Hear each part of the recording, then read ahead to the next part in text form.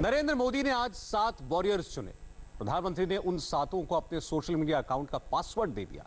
प्रधानमंत्री का पासवर्ड लेकर 7 वॉरियर्स ने क्या किया, प्रधानमंत्री का एक्सपेरिमेंट कैसा रहा और वॉरियर बेटियों का एक्सपीरियंस कैसा रहा। प्रधानमंत्री के ट्विटर हैंडल पर आज दिन भर जो कुछ भी हुआ उसका एक एक सेकंड देखकर हमने ये रिपोर्ट तैयार की। हिंदुस्तान की बेटियां जिन पर पूरे देश को है नाज, ये सुपर वॉरियर्स अपने दम पर बनी कामयाब। आज प्रधानमंत्री ने इनके साहस और संघर्ष को किया सलाम। इंटरनेशनल वुमेन्स डे के मौके पर इन बेटियों को ऐसा सम्मान मिला जो कभी किसी बेटी को नहीं मिला होगा। ये सम्मान किसी भी मेडल से बड़ा है, इसका मोल किसी भी सर्टिफिकेट से ज्यादा है। आज इनकी कहानी पूरे हिंदुस्तान ने जानी। इनके जीवन भर का संघर्ष और कामयाबी की स्टोरी खुद पीएम के सोशल मीडिया अकाउंट से शेयर हुई। #SheInspiresUs मोदी ने इस हैशटैग को शुरू किया तो ये टॉप ट्रेंड बन गया। प्रधानमंत्री ने 6 दिन पहले ही इसका ऐलान कर दिया था। आज उन्होंने अपना ट्विटर अकाउंट इन बेटियों को सौंप दिया। @नरेंद्र मोदी जिस ट्विटर हैंडल को देश विदेश के 5 करोड़ 34 लाख लोग फॉलो करते हैं, उस पर मोदी ने लिखा, अंतर्राष्ट्रीय महिला दिवस की शुभकामनाएं। हम नारी शक्ति के साहस और निपुणता को सलाम करते हैं। जैसा कि मैंने कुछ दिन पहले कहा था, मैं साइन ऑफ कर रहा हूं। आज पूरे दिन सोशल मीडिया अकाउंट्स के जरिए 7 कामयाब महिलाएं अपनी जीवन यात्रा के बारे में बताएंगी और आपसे बात करेंगी। पीएम मोदी ने जिन बेटियों को सुपर वुमन बनाया, जिसकी शख्सियत से पूरा देश परिचित हुआ, हम उन सब के बारे में आपको बताएंगे। सबकी कहानी से आपको रूबरू कराएंगे। पहले उन सभी बेटियों के बारे में संक्षेप में जान लीजिए जिन्हें पीएम मोदी ने यह गौरव दिया है।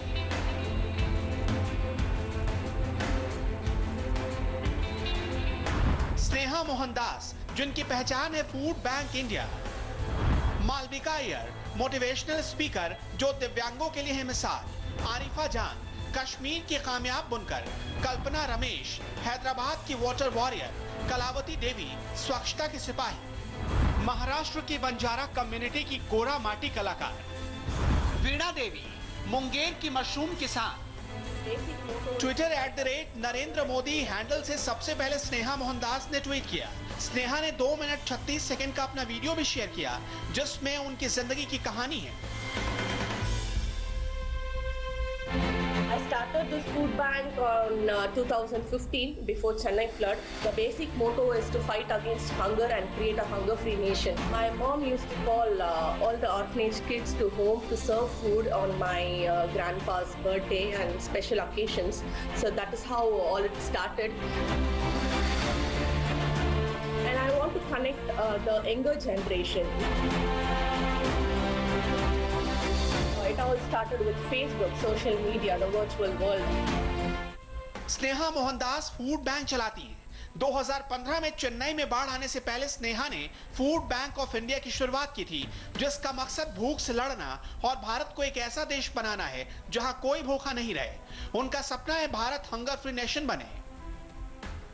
My concept is to connect people in Facebook and make them to bring on the field. So I started a Facebook page called Food Bank Chennai. So people started, taking an inspiration and got in touch with me to follow the same pattern in their states. So far we have 18 plus chapters in India, including one in South Africa. Sneha को अपनी मां से प्रेरणा मिली, जो अपनी बेटी के birthday और अन्य समारोहों में बेघर बच्चों को घर पर बुलाती थी। स्नेहा सबसे अपील करती हैं कि रोज कुछ एक्स्ट्रा पकाएं और उनमें से एक हिस्सा बेघरों को खाने के लिए दें, ना कि बचा हुआ बासी खाना बांटकर वाहवाही कमाएं। जो लोग फूड बैंक ऑफ इंडिया से जुड़ना चाहते हैं, उनके घर स्नेहा अपने वॉलंटियर भेजती हैं और खाना इकट्ठा कराती हैं ताकि वो भूखे लोगों के काम आए। Brought a concept cooking an extra meal, freshly cooked, nutritious meal for a homeless people. Even they deserve a good meal. They deserve a hot meal. There are 2 types of activities we are doing. One is regular food drive. Another activity is mass cooking. We don't hire any people. All the cooking and the vessel washing will be done by our volunteers, and we collect all the materials. We don't collect as money. We have volunteers who can go down to the field and, we have a hunger spots. We go and we talk to them, what is their problem. If they really need a shelter, we make sure we put them into the shelters. We used to buy things where they can sell and they earn their own money. PM Modi ने अपना Twitter handle देश के inspiring women के हवाले किया तो एक user ने चुटकी लेते हुए लिखा, प्लीज पासवर्ड बता दीजिए। नरेंद्र मोदी के ट्विटर हैंडल से स्नेहा मोहनदास ने इसका शानदार जवाब दिया। स्नेहा ने लिखा, new India try logging in, यानी नया भारत लॉग इन की कोशिश करते हुए। स्नेहा के बाद नरेंद्र मोदी का ट्विटर हैंडल मालविका अय्यर के पास आया। मालविका एक इंटरनेशनल मोटिवेशनल स्पीकर है और दिव्यांगों के लिए मिसाल है। 13 साल की उम्र में उन्होंने एक बम ब्लास्ट में अपने दोनों हाथ गंवा दिए थे। विमेंस डे पर मालविका अय्यर ने प्रधानमंत्री के ट्विटर हैंडल से 2 मिनट 43 सेकंड का वीडियो पोस्ट करके अपनी कहानी बताई। The day I got my state rank score, I got the opportunity to meet Dr. Kalam, who was the president, and that moment I promised to myself that I'm never going to look back in life. From being a young girl with disability to receiving the Nari Shakti Puraskar from the President of India, my journey was challenging at every step. As a disability rights activist, I'm trying to create awareness about the discriminatory attitude and the stigma that surrounds people with disability. Also, the inaccessible public spaces. I am a product of inclusion. I have been included in my school, in my workplace, and by my society. And I truly believe that only if a person is treated as an equal, if the person is included in the society, and only then can the person achieve whatever they want in this life.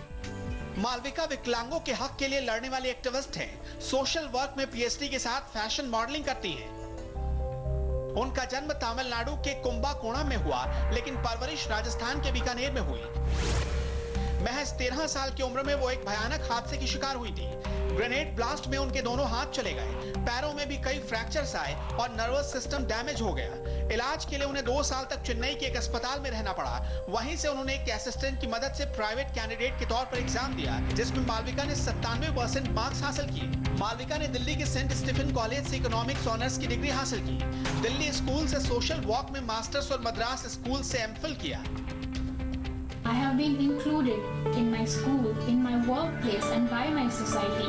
And I truly believe that only if a person is treated as an equal, if the person is included in the society, and only then can the person achieve whatever they want in this life. I dream of an inclusive India where we are truly accepting of each other despite our differences.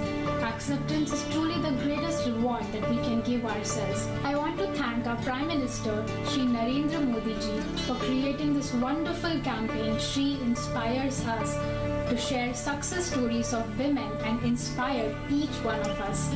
Happy Women's Day to each and every extraordinary woman out there. You're bold, you're beautiful, you're compassionate, and you're caring. Keep inspiring today and every day. Be unstoppable. Kashmir की बुनकर आरिफा को भी प्रधानमंत्री का Twitter handle मिला। श्रीनगर की रहने वाली आरिफा घाटी की महिला बुनकरों की जिंदगी बदलने का काम कर रही है। 1 मिनट 48 सेकंड के वीडियो इंट्रोडक्शन में आरिफा ने अपने बारे में क्या बताया, ये भी देख लीजिए। मेरा नाम आरिफा है, मैं श्रीनगर कश्मीर से रिलेट करती हूँ।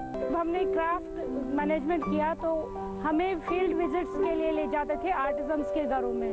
तो आर्टिजन्स की हालात देखकर और उनका जो समस्या प्रॉब्लम्स जो थी, जैसे कि हमारा क्राफ्ट डाई हो रहा था और हमारे आर्टिजन छोड़ रहे थे, उनके पीछे जो वजह थी वो यही थी कि आर्टिजन को सही वेजेस मिल नहीं पा रही थी और जो हमारा क्राफ्ट है वो इंटरनेशनल नेशनल लेवल पे बहुत उसकी इमेज डैमेज हो चुकी थी। मुझे जो भी करना है कश्मीर के लिए करना है और मैं कश्मीर में रहकर ही करूँगी। फिर रिवाइवल ऑफ नमदा मैंने चूज किया। आरिफा ने क्राफ्ट मैनेजमेंट किया है। उन्होंने देखा कि कश्मीर का क्राफ्ट मर रहा है, बुनकर काम छोड़ रहे थे क्योंकि कारीगरों को पैसा नहीं मिल रहा था। आरिफा ने रिवाइवल ऑफ नमदा प्रोजेक्ट शुरू किया। उन्होंने आरी, कढ़ाई और पश्मीना का काम करने वाली 28 महिलाओं का ग्रुप बनाया और काम शुरू किया।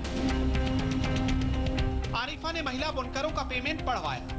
कश्मीरी क्राफ्ट का एक्सपोर्ट जो 98% था वो 2% पहुंच गया था। आज उनके उत्पाद के अमेरिका, ऑस्ट्रेलिया, फिनलैंड और अन्य देशों में ग्राहक हैं। 7 साल बाद अब वो कामयाब हैं और उनकी कहानी को पूरा देश जान रहा है। हमारे यहाँ बहुत सारे क्राफ्ट जो है वो लैंग्वेजिंग क्राफ्ट्स माने जाते हैं। उनको 50 रुपीज़ पर डे वेजेस मिलती थी और लेडीज़ वो तो करने के लिए तैयार ही नहीं।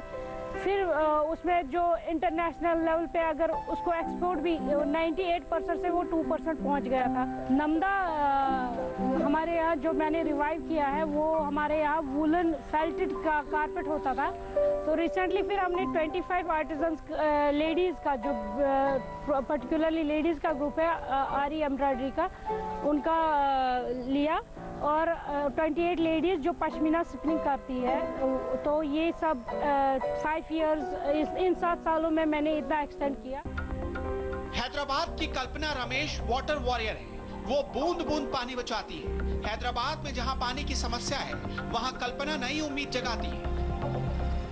Mom is a huge inspiration to me. She brought in a lot of things like culture, valuing nature. All this was part of me as I grew up. And I studied architecture, and after I got married, we moved to the US.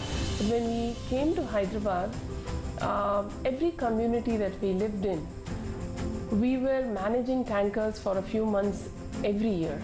Me and my husband, we did work towards that in few communities, but didn't quite make it happen. So coming from an architecture background, when we started to build a home, this was the first thing in my mind, that we should build a sustainable home. That's where I can say my journey really began. When we built a sustainable home about 8 years ago. कल्पना शादी के बाद America चली गई थी। वहां से लौटने पर हैदराबाद में पानी की समस्या से रूबरू हुई। तभी उनको रेन वाटर हार्वेस्टिंग का आइडिया आया। कल्पना ने घर से कम्युनिटी तक वाटर इन हाउसहोल्ड मुहिम चलाई। We also did grey recycling. We didn't think just rainwater harvesting, we also thought of grey recycling. Now going ahead from my home, we worked towards getting our community to be tanker free. So we did quite a bit of efforts for rainwater harvesting pits and injection bores and saving our own bores. Our community went through the summer of 2016 without buying a single common tanker. I really urge a lot of women to come in, because we are the ones that manage water in the household. But outside the household, in communities or lake management, all these issues, I'm only talking to men. Why? Why are we not part of the game? We should also come forward. As women, we have this nature in us to go past challenges, to stand the wind and make this happen for us. कल्पना ने घरों के wash basin से निकलने वाले पानी को recycle करके पौधे में डालने का प्रोजेक्ट तैयार किया। घरेलू स्तर पर शुरू हुई ये कोशिश धीरे धीरे बड़ी होने लगी। उनका प्रोजेक्ट झीलों और नदियों के संरक्षण वाले प्रोजेक्ट में बदल गया, जिसमें वो सरकार की पार्टनर है। संदीप पारेख नाम के एक यूजर ने कल्पना रमेश को ट्विटर पर फॉलो किया और फॉलो बैक की गुजारिश की। कल्पना ने बेहद ही खूबसूरती से इसका जवाब दिया। उन्होंने लिखा कि अब भारत के प्रधानमंत्री आपको ट्विटर पर फॉलो करते हैं। महाराष्ट्र की बंजारा कम्युनिटी की गोरा माटी कलाकार विजया पवार को भी पीएम से सम्मान मिला है।